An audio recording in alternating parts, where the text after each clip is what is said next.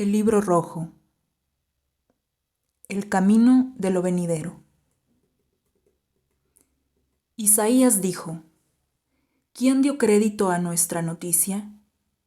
Y el brazo del Señor, ¿a quién se le reveló? Creció como un retoño delante de él, como raíz de tierra árida. No tenía apariencia ni presencia. Le vimos y no tenía aspecto que pudiésemos estimar. Despreciable y deshecho de hombres, varón de dolores y sabedor de dolencias. Como uno ante quien se oculta el rostro, despreciable, y no le tuvimos en cuenta. Y con todo, eran nuestras dolencias las que él llevaba, y nuestros dolores los que soportaba. Nosotros le tuvimos por azotado, herido de Dios y humillado. Isaías 53, 1-6. Porque una criatura nos ha nacido, un hijo nos es dado, estará el señorío sobre su hombro, y se llamará su nombre, Maravilla del Consejero, Dios fuerte, siempre Padre, Príncipe de paz. Isaías 9, 5-6. Juan dijo: y la palabra se hizo carne, y puso su morada entre nosotros, y hemos contemplado su gloria, gloria que recibe del Padre como Hijo único, lleno de gracia y de verdad. Juan 1:14. Isaías dijo: que el desierto y la sequedad se alegren, regocíjese la estepa y florezca como flor, estalle en flor y se regocije hasta lanzar gritos de júbilo. Entonces se despegarán los ojos de los ciegos y las orejas de los sordos se abrirán. Entonces saltará el cojo como ciervo y la lengua del mundo lanzará gritos de júbilo. Pues serán alumbradas aguas en el desierto y torrentes en la estepa. Se trocará la tierra abrasada en un estanque y el país árido en manantial de aguas. En la guarida donde moran los chacales, verdeará la caña y el papiro. Habrá allí una senda y un camino. Vía sacra se le llamará. No pasará el impuro por ella, ni los necios por ella vagarán. Isaías 35, 1-8. Escrito de puño y letra por Carl Gustav Jung, en el año del Señor 1915, en su casa en Kuznach, Zúrich. Si hablo en el espíritu de este tiempo, entonces debo decir: nadie ni nada puede justificar lo que tengo que anunciaros. Buscar una justificación me resulta superfluo, pues no tengo opción, sino que debo anunciarlo.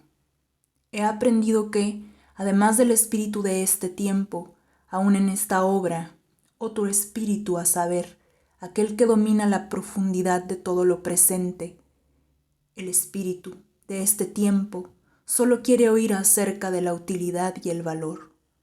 También yo pensaba así, y lo humano en mí todavía piensa así. Sin embargo, aquel otro espíritu me obliga a hablar más allá de la justificación, la utilidad y el sentido.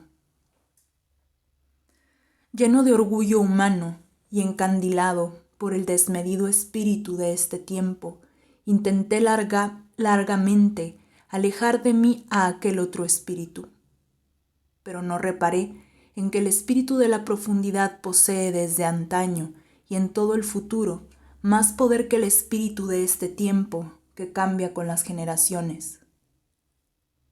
El espíritu de la profundidad ha sometido todo el orgullo y toda la altanería del juicio.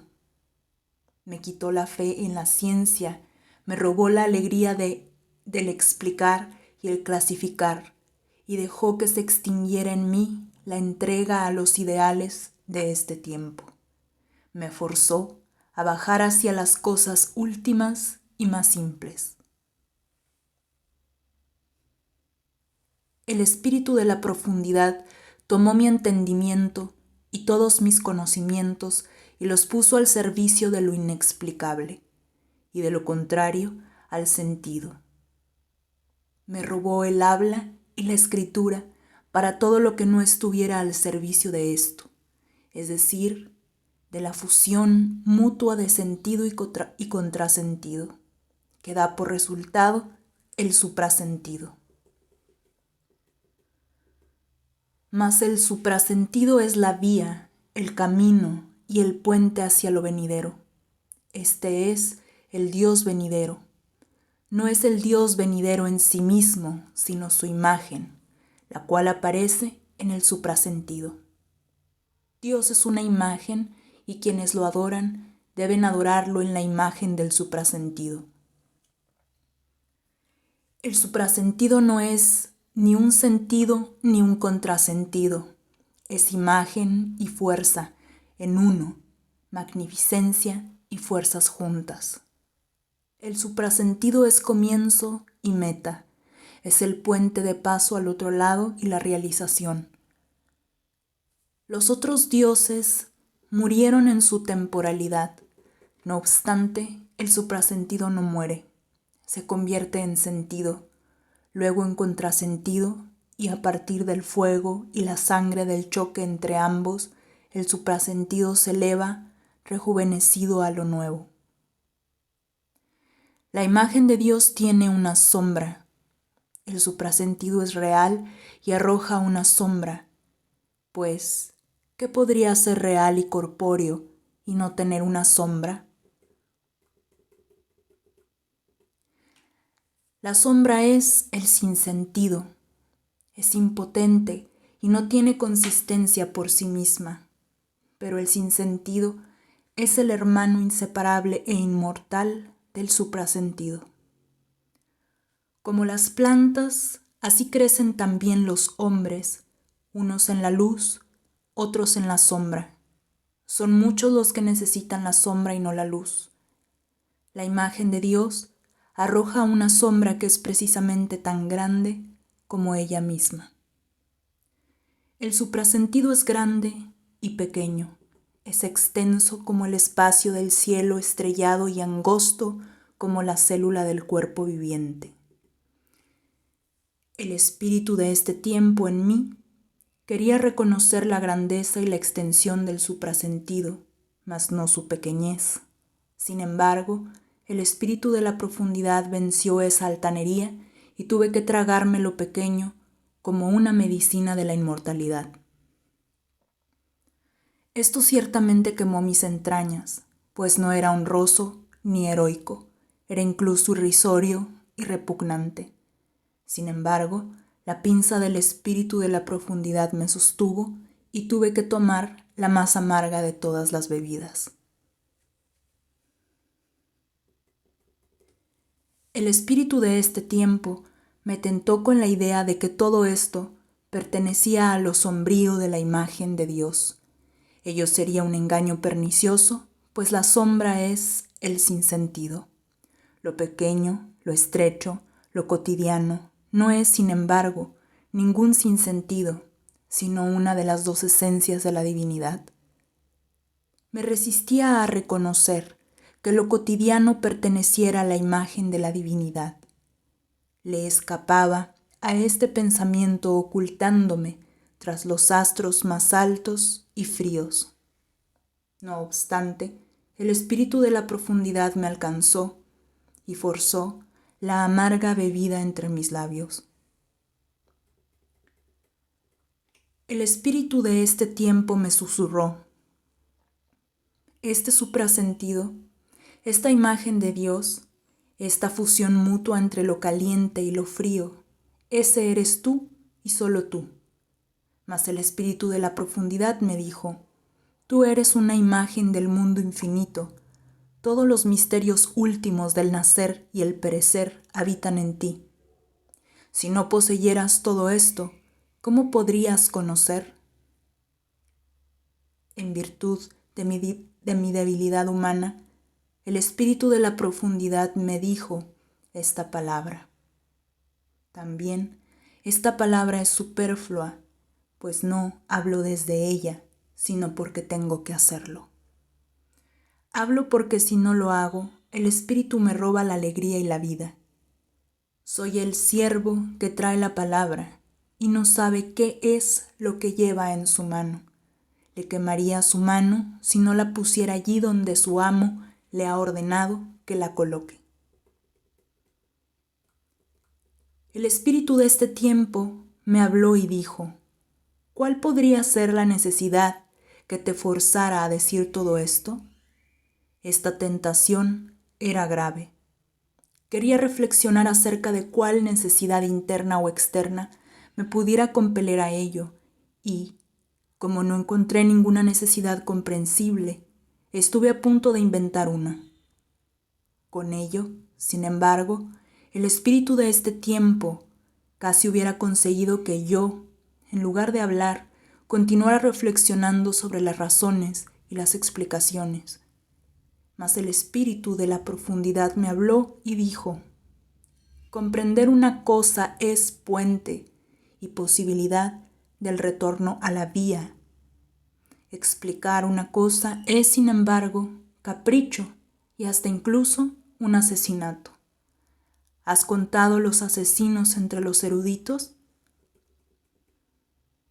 Mas el espíritu de este tiempo se me presentó y puso ante mí grandes libros que contenían todo mi saber. Sus páginas eran de mineral y un pizarrín de acero había grabado en ellas palabras inexorables. Él señaló aquellas palabras inexorables y me habló y dijo: lo que tú dices, eso es la locura. Es cierto. Lo que digo es la magnitud y la embriaguez y la fealdad de la locura.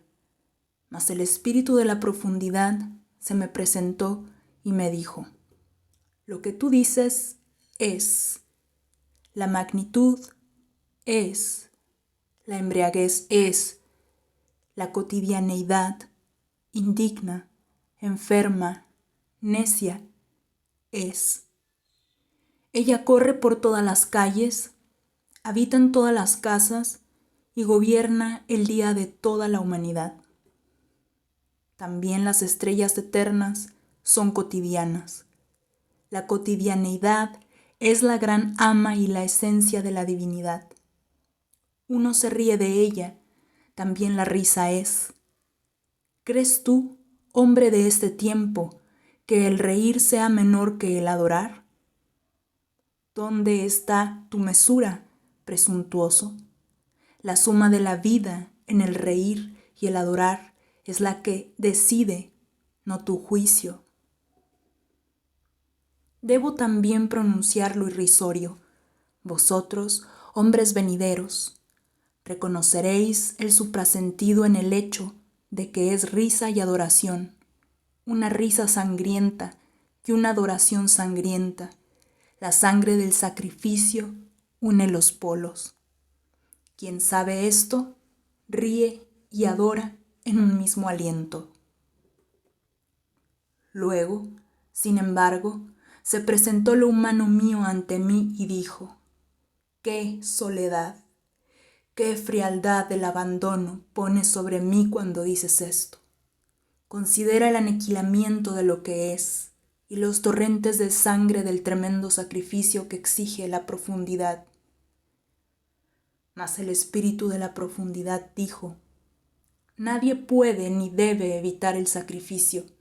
El sacrificio no es destrucción. El sacrificio es la piedra fundamental de lo venidero. ¿Acaso vosotros no habéis tenido monasterios? ¿No han ido incontables millares al desierto? Debéis llevar monasterios en vosotros mismos. El desierto está en vosotros. El desierto os llama y os trae de vuelta, y si estuvierais forjados con acero al mundo de este tiempo, el llamado del desierto rompería sobre las cadenas.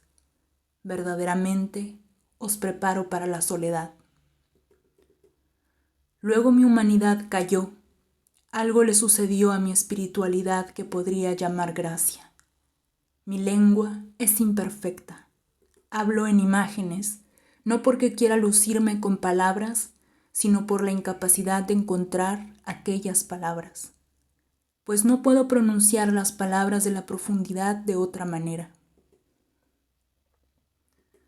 La gracia que me acaeció me dio fe, esperanza y osadía suficientes para no continuar oponiéndome al espíritu de la profundidad, sino decir sus palabras.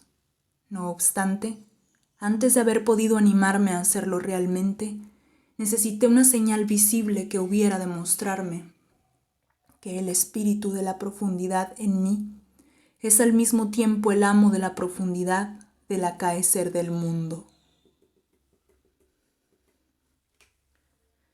En octubre de 1913, cuando estaba solo en un viaje, sucedió que durante el día fui súbitamente acometido por una visión. Vi un diluvio tremendo que cubría todos los países nórdicos y bajos entre el Mar del Norte y los Alpes.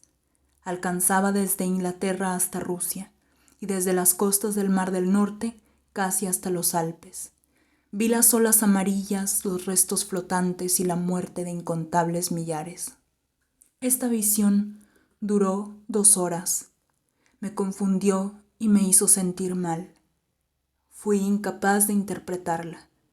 Pasaron 2 semanas desde entonces y luego volvió la visión más intensamente que antes. Y una voz interna dijo: «Mírala, es enteramente real y así será. No puedes dudar de ello». Luché nuevamente durante 2 horas con esta visión, pero ella me retuvo, me dejó extenuado y confundido, y pensé que mi espíritu se había enfermado. A partir de ese momento volvió el miedo ante el tremendo suceso que habría de estar inmediatamente frente a nosotros. Una vez vi también un mar de sangre sobre los países del norte. A principios y finales de junio y a comienzos de julio de 1914, tuve 3 veces el mismo sueño. Estaba en un país desconocido y súbitamente, durante la noche, y por cierto, en la mitad del verano, había sobrevenido un incomprensible y tremendo frío desde el espacio. Todos los mares y ríos se habían convertido en hielo, todo el verde viviente se había congelado. El segundo sueño fue muy similar a este. El tercer sueño, a principios de julio, sin embargo, fue así. Estaba en una lejana tierra inglesa. Era necesario que volviera a mi patria con un barco veloz, tan rápidamente como fuera posible. Llegué pronto a casa. En mi patria encontré que en medio del verano había sobrevenido desde el espacio un frío tremendo que había helado todo lo viviente. Allí se encontraba un árbol con hojas pero sin frutos, las cuales, por efecto de la helada, se habían transformado en dulces uvas llenas de zumo curativo. Yo recogía las uvas y se las regalaba a una gran multitud que aguardaba. En realidad, pues, fue así. En la época en que se desató la gran guerra entre los pueblos de Europa, me encontraba en Escocia. Compelido por la guerra, me decidí a volver a casa con el barco, más rápido por el camino más corto. Encontré el tremendo frío que todo lo helaba. Encontré el diluvio, el mar de sangre, y encontré mi árbol sin frutos, cuyas hojas la helada había transformado en medicina. Y recojo los frutos maduros y os los doy, y no sé qué os obsequio, cual poción narcótica agridulce que deja sabor a sangre en vuestra lengua. Creedme, no es una doctrina ni una instrucción la que os doy. ¿Cómo osaría yo pensar que os he de instruir? Os doy noticia del camino de este hombre, de su camino, mas no de vuestro camino. Mi camino no es vuestro camino, así que yo no os puedo enseñar. El camino está en nosotros, mas no en los dioses, ni en las doctrinas, ni en las leyes. En nosotros está el camino, la verdad y la vida. Hay de aquellos que viven conforme a ejemplos, la vida no está con ellos. Si vivís conforme a un ejemplo, entonces vivid la vida del ejemplo. Mas ¿quién ha de vivir vuestra vida sino vosotros mismos? Por tanto, vivíos a vosotros mismos. Los indicadores del camino se han caído, senderos indefinidos yacen frente a nosotros. No estéis ávidos de tragar los frutos de campos ajenos. ¿No sabéis que vosotros mismos sois el campo fecundo que lleva todo lo que os sirve? Mas ¿quién lo sabe hoy? ¿Quién conoce el camino a los campos eternamente fecundos del alma? Buscáis el camino a través de lo externo, leéis libros y escucháis opiniones de qué ha de servir eso. Solo hay un camino, y ese es vuestro camino. ¿Estáis buscando el camino? Os advierto de mi camino. Os puede resultar un camino erróneo. Que cada cual ande su camino.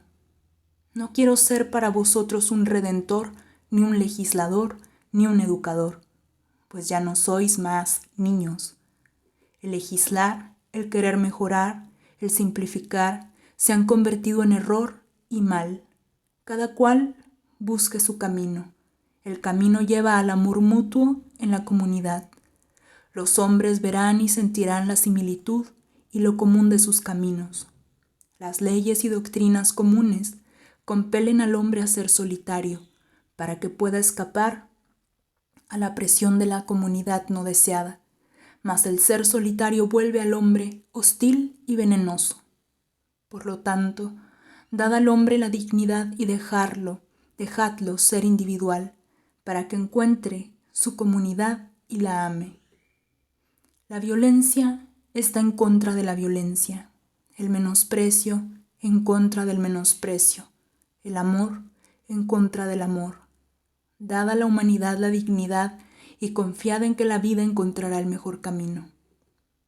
El único ojo de la divinidad es ciego. Un único oído de la divinidad es sordo. Su orden está atravesado por el caos. Por lo tanto, sed pacientes con la invalidez del mundo y no sobreestiméis su belleza perfecta.